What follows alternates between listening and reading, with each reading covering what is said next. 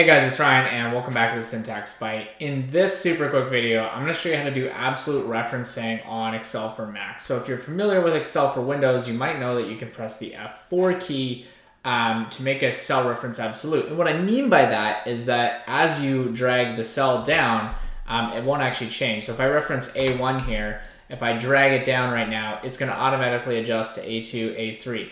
There are some circumstances in which you prefer that it doesn't do this, and that's when you want to make the cell absolute. Now, the easiest way to do this without pressing any keys is to just put a $ in front of both the column and the row. Doing that manually can be good.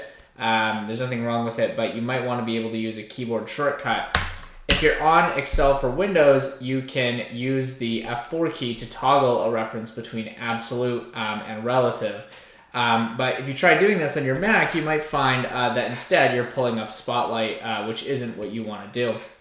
So this really just kind of goes back to basics of Mac keyboard, but perhaps you haven't had a real reason to use a function key, like an actual function key on your Mac yet. But all you need to do, you can see I've pulled up the on-screen keyboard, is just hold the FN key in the corner. And the result of that is that all your special function keys turn into regular function keys.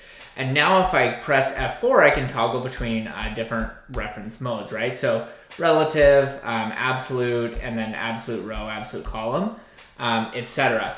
Now, if you find that inconvenient, there are two ways that you can kind of solve this problem. One is instead you can use the Command T shortcut, and that does the exact same thing. So if you like that, that works. If you find that the special function keys are really annoying and you have a lot of uses for just like regular function keys, the other way that you can kind of get around this is come over to your system preferences. Here, I'm just gonna move this up.